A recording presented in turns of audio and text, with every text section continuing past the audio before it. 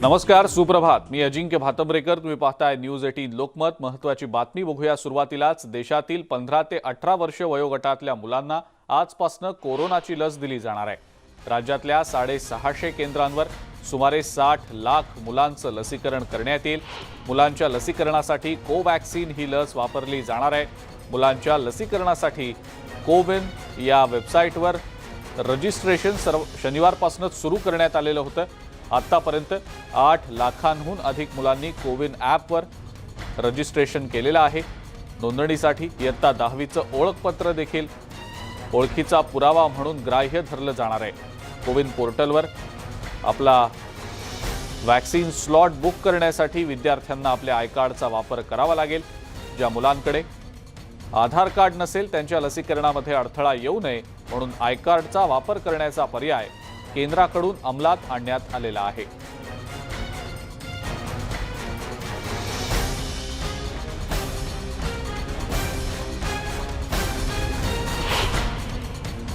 आजपासून 15 ते 18 या वयोगटातल्या मुलींच्या लसीकरणाला सुरुवात होतीये. मुंबईच्या काही केंद्रांवर ही मुलांना लस मिळू शकणार आहे. आपण आपल्या स्क्रीनवर सध्या ही केंद्र पाहतात. रिचर्डसन अँड क्रुडस हे भायखळा इथलं जे केंद्र आहे त्या ठिकाणी लस घेता येऊ शकेल. भायखळ्याच्याच डॉक्टर बाबासाहेब स्मारक रुग्णालयात लस मिळू शकेल. सोमय्या जम्बो सेंटर जे सायन इथं आहे तिथं देखील लस मिळू शकेल. NSCI dome jumbo facility Worli ward G दक्षिण या ठिकाणी असलेलं हे लसीकरण केंद्र आहे. दुसरीकडे वॉर्ड H पूर्वचं BKC जम्बो कोविड सेंटर आहे तिथं देखील लस मिळू शकेल. मालाड जम्बो कोविड सेंटरमध्ये लस मिळू शकणार आहे. गोरेगाव पूर्वेकडच्या नेस्को फेज 1 मध्ये मुलांसाठीच्या लसीकरणाची सोय करण्यात आलेली आहे. दहिसर जम्बो कोविड सेंटरमध्ये देखील ही सोय असेल. कांजूरमार्ग जम्बो सेंटरमध्ये देखील ही सोय असणार आहे. तर Mulund R&C jumbo Covid centre 1 जे वॉर्ड T मध्ये आहे या ठिकाणी देखील मुलांचं लसीकरण करता येऊ शकणार आहे. लसीकरणासाठी आरोग्य यंत्रणा सज्ज आहे. त्यामुळे आता मुलांनी लसीकरणासाठी प्रतिसाद द्यावा असं आवाहन देखील केलं गेलेलं आहे. मुलांसाठीची ही कोविन पोर्टलवरनं रजिस्ट्रेशनची सुविधा नेमकी कशा पद्धतीनं दिली गेलेली आहे ते आपण आपल्या स्क्रीनवर पाहतात. मात्र या लसीकरणासंदर्भातली अधिक माहिती आपण जाणून घेण्यासाठी थेट जाऊया. विशाल पाटील आपला प्रतिनिधी आपल्या सोबत आहे सध्या. विशाल, आजपासून 15 ते 18 या वयोगटातल्या मुलांच्या लसीकरणाला सुरुवात होतीये. कशा प्रकारे ही तयारी करण्यात आलेली आहे? किती मुलांनी आतापर्यंत रजिस्ट्रेशन केलेलं आहे? विशाल, सविस्तर या सगळ्याबद्दल काय सांगता येईल? अजिंक्य, 15 ते 18 वयोगटातील मुलांना लसीकरण आजपासून सुरू होणार आहे. सकाळी 9 वाजल्यापासून हे लसीकरण आज सुरुवात होणार आहे. खरं तर लहान मुलांचं लसीकरण होण्याची मागणी जी आहे ती जोर धरू लागली होती, कारण याच काळात शाळा ज्या आहेत त्या सुरू झाल्या होत्या. जम्बो कोविड सेंटर्स येथे मुंबईचे पालकमंत्री आदित्य ठाकरे यांच्या हस्ते लसीकरण आजपासून सुरू होणार आहे. अशाच पद्धतीनं मुंबईतील जवळपास सगळ्याच कोविड लसीकरण सेंटरमध्ये हे लसीकरण करण्यात येणार आहे. आणि ह्या लहान मुलांना कोवॅक्सिन लस जी आहे ती देण्यात येणार असल्याचं महापालिकेकडनं सांगण्यात आलेलं आहे. त्यामुळे आता लहान मुलांचा कशा प्रकारे प्रतिसाद मिळतो हे पाहावं लागणार आहे, कारण का अनेक पालकांच्या मनामध्ये शंका कुशंका आपल्याला पाहायला मिळत आहेत. त्यामुळे जसं पहिल्या टप्प्यामध्ये लसीकरणाकडे लोक येत नव्हती, तशाच पद्धतीनं काहीसा प्रतिसाद जो आहे हा आपल्याला पहिल्या दिवसांपासून लहान मुलांचा दिसून येऊ शकतो.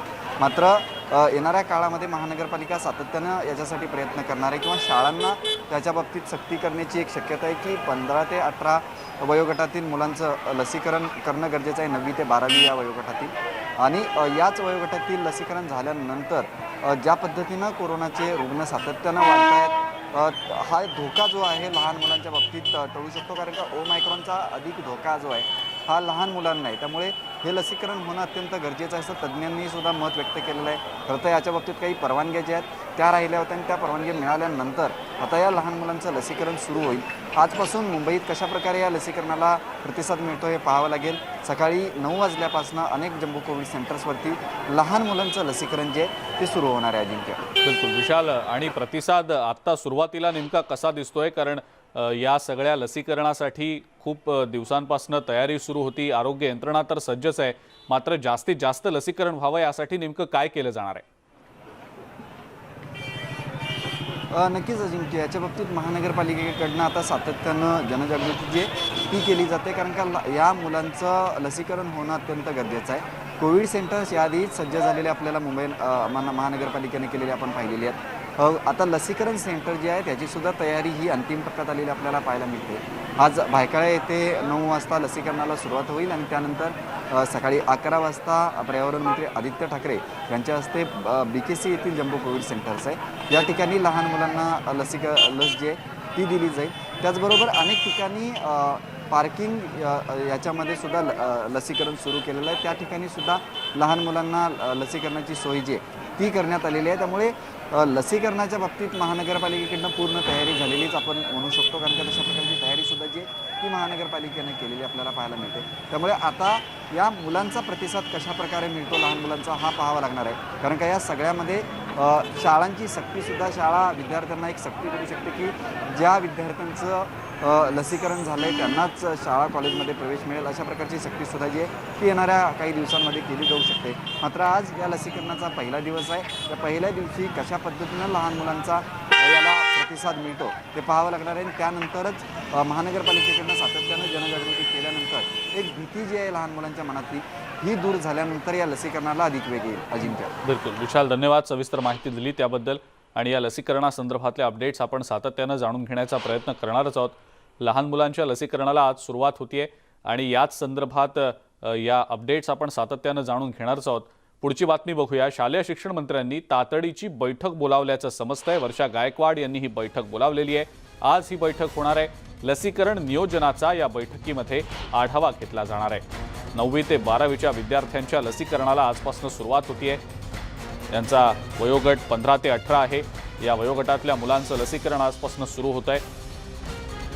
या अनुषंगानं शिक्षण मंत्री वर्षा गायकवाड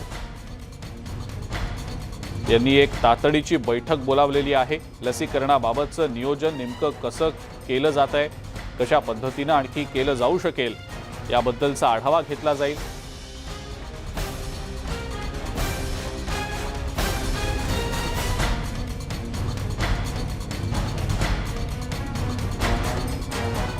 राज्यामध्ये गेल्या 24 तासात 11,877 नव्या कोरोना रुग्णांची नोंद झालेली आहे, तर 9 रुग्णांचा उपचारादरम्यान मृत्यू झालाय. मुंबईत सुद्धा कोरोना बाधितांचा आकडा वाढलेला आहे. गेल्या 24 तासात 8,063 इतके नवे रुग्ण सापडलेले आहेत. धारावीमध्ये 60 कोरोना बाधितांची नोंद झाली आहे. दिलासादायक बाब म्हणजे मुंबईत गेल्या 24 तासात एकाही कोरोना बाधिताचा मृत्यू झालेला नाही.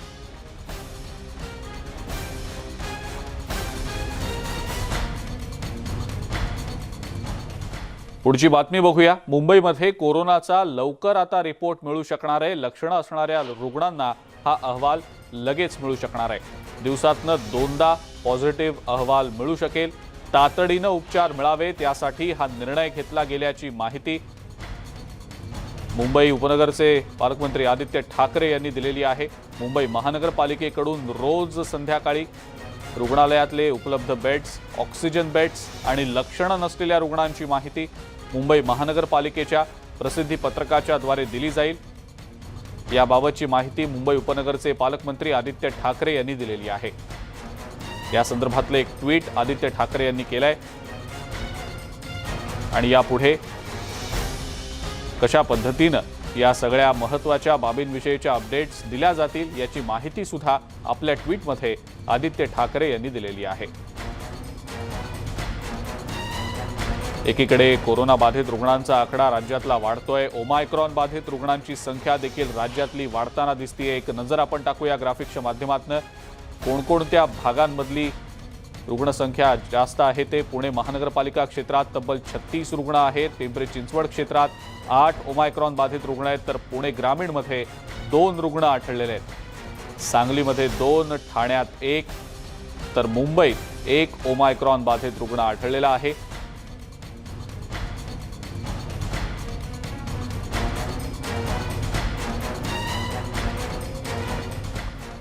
राज्यातली कोरोनाबाधित रुग्णांची संख्या वाढतेय आणि या पार्श्वभूमीवर राज्य सरकार आणि केंद्र सरकारकडून अनेक निर्बंधही घातले जात आहेत। मात्र अनेकांकडून कोरोना प्रतिबंधक नियमांचं सर्रासपणे उल्लंघन होत असल्याचं दिसून आलेलं आहे। लातूरमध्ये राष्ट्रवादी काँग्रेसच्या विद्यार्थी आघाडीकडून दयानंद सभागृहात एका डान्स स्पर्धेचं आयोजन करण्यात आलेलं होतं। यावेळेला कोरोना प्रतिबंधक नियमांना अक्षरशः हरताळ फासल्याचं दिसून आलं। सर्वसामान्य नागरिकांना आणि राजकीय पक्षांच्या कार्यकर्त्यांना वेगळे नियम आहेत का, असा सवालही या निमित्तानं उपस्थित करण्यात आला।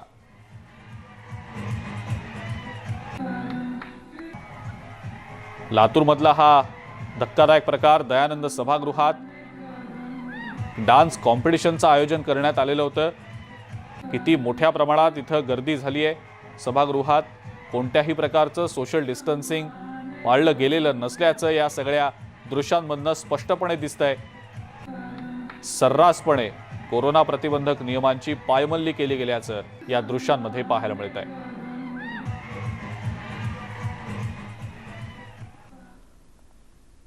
कोरोनाची तिसरी लाट येण्याची शक्यता वर्तवली जात असतानाच राज्य सरकारनं त्याला तोंड देण्यासाठी योग्य तयारी केली आहे, अशी माहिती उपमुख्यमंत्री अजित पवार यांनी दिलेली आहे। ते बारामतीमध्ये बोलत होते। दरम्यान कोरोनाची दुसरी लाट कमी झाली तेव्हापासूनच मुख्यमंत्री उद्धव ठाकरे यांच्या नेतृत्वाखाली आम्ही सर्वजण आढावा घेत होतो, असंही अजित पवार म्हणाले। दरम्यान सगळ्यांनी नियमांचं पालन करण्याचं आवाहन सुद्धा अजित पवार यांनी केलेलं आहे। जिथं 50हून जास्त लोक असतील त्या ठिकाणी आपण कार्यक्रमाला जाणार नाही, असंही अजित पवार यांनी स्पष्ट केलं। सरकारचे मुख्यमंत्री उद्धव ठाकरे साहेबांच्या नेतृत्वाखाली दुसरी लाट ज्यावेळेस कमी झाली त्यावेळेसपासूनच आम्ही सतत सगळे आढावा घेत होतो आणि सगळ्या जिल्हाधिकाऱ्यांना, आरोग्य विभागाला, वैद्यकीय शिक्षण विभागाला सांगत होतो की बाबांनो, तिसरी लाट येणारे हे गृहीत धरून आपण जे व्हेंटिलेटर्स बेड असतात ते वाढवा, ऑक्सिजन बेड्स वाढवा, साधे बेड्स वाढवा आणि ऑक्सिजन प्लांट मागच्या वेळेस आपल्याला फार इंडस्ट्रीचा ऑक्सिजन बंद करून इकडं डायव्हर्ट करावा लागला आणि त्याच्यातनं लोकांना ऑक्सिजनचा पुरवठा करावा लागला। ही वस्तुस्थिती लक्षामध्ये घेऊन दुसऱ्या लाटेमध्ये सर्वात जास्त ऑक्सिजन जेवढा लागलेला आहे त्याच्या तिप्पट व्यवस्था ज्यांनी त्यांनी आपल्या आपल्या भागामध्ये करावी। मी मुद्दाम उशिरा आलो, खरं तर मी 8लाच येणार होतो, परंतु गर्दी तिथं असू नये। आता आज पण माझे बारामतीमध्ये बरेच कार्यक्रम होते, मी विचारणार आहे तिथं 50च्या पुढं जर लोक असतील तर मी त्या कार्यक्रमाला पण जाणार नाही। त्यांनी मर्यादित लोकांच्या जी नियमावली आम्ही ठरवलेली आहे, कारण आमच्यासहित सगळ्यांनीच नियमाचं पालन केलं पाहिजे। मीच जर नियमाचं पालन केलं नाही तर उद्याच्याला मी कुठल्या तोंडाने लोकांना सांगणार आहे नियमाचं पालन करा। त्याच्यामुळं माझा आजचे इकडचे कार्यक्रम, उद्याचे सातारचे कार्यक्रम, त्यालाही मी खूप मोठ्या प्रमाणावर मर्यादा घातलेली आहे। भाजपच्या राष्ट्रीय सचिव पंकजा मुंडे यांना दुसऱ्यांदा कोरोनाची लागण झाल्यानंतर सामाजिक न्याय मंत्री धनंजय मुंडे यांनी पंकजा यांना मेसेज करत काळजी घेण्याचं भावनिक आवाहन केलंय। पंकजा ताईला आपण फोन तर करू शकलो नाही, मात्र पोस्ट कोविड होण्याची दाट शक्यता असल्यानं तब्येतीची काळजी घ्यावी असा मेसेज केल्याचं धनंजय मुंडे म्हणाले। कोरोनाचं संकट संपलेलं नाही, त्यामुळे नागरिकांनी सुद्धा खबरदारी घेत कोरोना प्रतिबंधक नियमांचं पालन करावं असं आवाहन धनंजय मुंडे यांनी केलेलं आहे।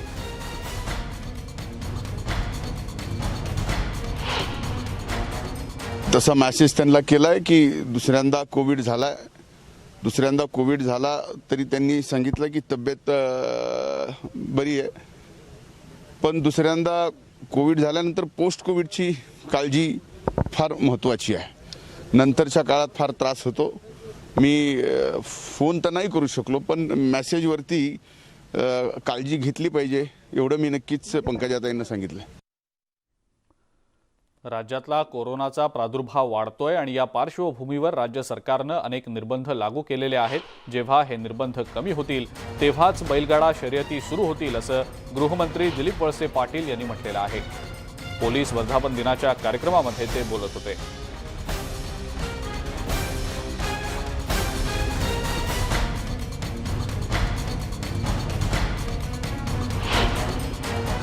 असं आहे की कोरोनाचा संसर्ग वाढतोय, सगळ्यांनी काळजी घ्यायला पाहिजे। केंद्र सरकारने आणि राज्य सरकारने घालून दिलेल्या सगळ्या गाईडलाईन्सचं पालन प्रत्येकानं करणं हे प्रत्येकाचं कर्तव्य आहे आणि त्या दृष्टिकोनातून त्या सर्व गाईडलाईनचं पालन केलं पाहिजे. असं आहे की ज्या वेळेला केंद्र सरकार आणि राज्य सरकार याच्या संदर्भातला ज्या वेळेला हे जी काही बंधनं घातलेली आहेत ती बंधनं मुक्त करेल त्यावेळेला बैलगाड्याच्या शर्यती भरू शकतील. दरम्यान सुप्रीम कोर्टाच्या निर्देशानुसार जिल्हाधिकाऱ्यांनी दिलेले आदेश पाळणं गरजेचं आहे. कोरोना वाढतोय आणि त्यामुळे पुण्यातील बैलगाडा शर्यत रद्द करण्यात आल्याचं उपमुख्यमंत्री अजित पवार यांनी म्हटलेलं आहे. सुप्रीम कोर्टाने परवानगी देताना ज्या जिल्ह्यात बैलगाडा शर्यती करायच्या त्या जिल्ह्यातल्या जिल्हाधिकाऱ्यांनी त्याबद्दलची परवानगी त्या ठिकाणी द्यायची आणि तो अधिकार आपल्या जिल्हाधिकाऱ्यांच्याकडे आलेला आहे सुप्रीम कोर्टाच्या आदेशामुळं.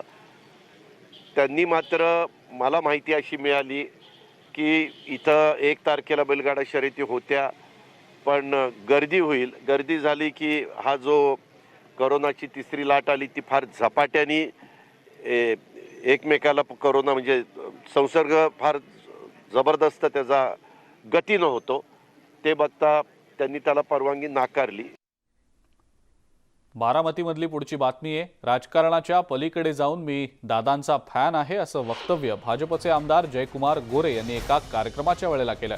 दादांचं कर्तृत्व आपल्याला माहिती आहे. मी राजकारणापलीकडे जाऊन त्यांचा फॅन आहे. दादांची शिस्त आपण पाहिली आहे असं अजित पवारांचं जयकुमार गोरे यांनी तोंड भरून कौतुक केलं.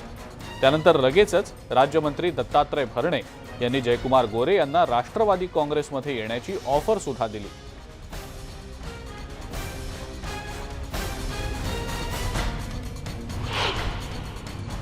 दादांचं कर्तृत्व आपल्या सगळ्यांना माहिती आहे.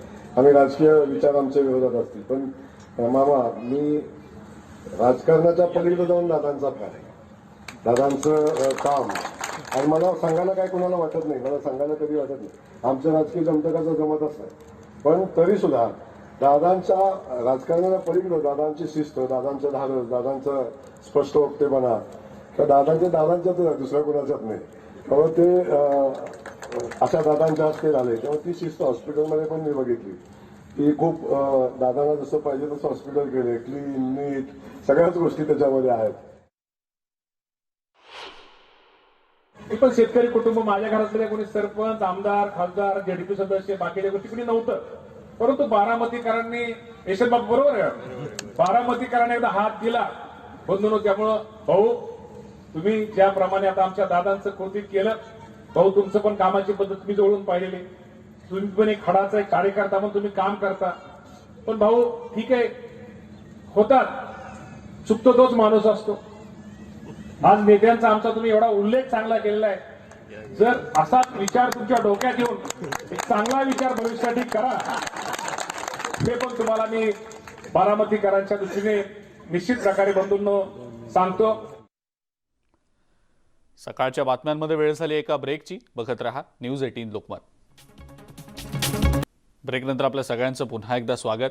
निर्जीव असलेल्या भिंती बोलक्या झाल्या असं म्हटलं तर त्याच्यावर कोणाचाही विश्वास बसणार नाही. मात्र असं घडलंय ते म्हणजे मालेगावमध्ये. इथल्या वेगवेगळ्या शाळा आणि महाविद्यालयातल्या सुमारे 38 कला शिक्षकांनी एकत्र येत त्यांच्या कलेच्या माध्यमातून महाविद्यालयाच्या 1200 फूट लांब आणि 6 फूट रुंद असलेल्या भिंतीवर सामाजिक संदेश आणि प्रबोधनात्मक संदेश साकारलेले आहेत. या भिंतीवर लेख वाचवा, लेख शिकवा, प्लास्टिक आहे धोकादायक, महिलांवरचे अत्याचार, प्रदूषण टाळा, रक्तदान सर्वात श्रेष्ठ दान, राष्ट्रीय एकात्मता, पर्यावरण संरक्षण, नेत्रदान सर्वश्रेष्ठ दान, महाराष्ट्र दर्शन, कोरोना वॉरियर, अंधश्रद्धा निर्मूलन यासह इतरही काही सामाजिक संदेश दिले गेलेले आहेत. 300 पेक्षा जास्त चित्र रेखाटत निर्जीव असणाऱ्या भिंतींना या चित्रांनी अक्षरशः बोलकं केलंय. या चित्रांमुळे परिसराचंही रूप पालटल्याचं दिसतंय. ही चित्र पाहण्यासाठी विद्यार्थ्यांसोबत अनेक नागरिक सुद्धा आता गर्दी करतायत. समाज प्रबोधन कशा प्रकारे करता येईल आणि त्यातून ही कल्पना सुचली की या ज्या आपल्या कॉलेजेसच्या सगळ्या भिंती आहेत वॉल कंपाऊंडच्या यांना आपल्या सगळ्या कला शिक्षक आणि कलेच्या विद्यार्थ्यांकडून जर एक समाज प्रबोधन करणारे चित्र आपण रेखाटले तर येत्या जाता जे लोक बघतील त्यांना याच्यातून बोध मिळेल आणि मग आम्ही ड्रग्ज अब्यूज असेल, महिलांवरचे अत्याचार असतील, त्याच्यानंतर मुली वाचवा मुली शिकवा, त्याच्यानंतर ब्लड डोनेशन, पर्यावरण रक्षण यासारखे विविध विषयांवर इथं सुंदर चित्र आम्ही रेखाटलेली आहेत. 83 या सिनेमाला मिळालेल्या यशाचा आनंद अभिनेता रणवीर सिंगनं साजरा केला. मुंबईतल्या एका कार्यक्रमात त्यानं हा आनंद साजरा केला.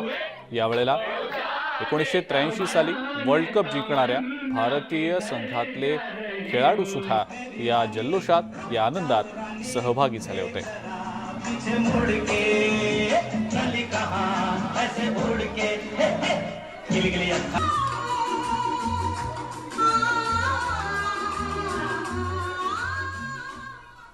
आणि या सगळ्या महत्त्वाच्या बातम्यांसोबतच सकाळच्या बातम्यांमध्ये वेळ झाली इथंच थांबण्याची. ताज्या बातम्या आणि अपडेटसाठी बघत राहा फक्त न्यूज 18 लोकमत.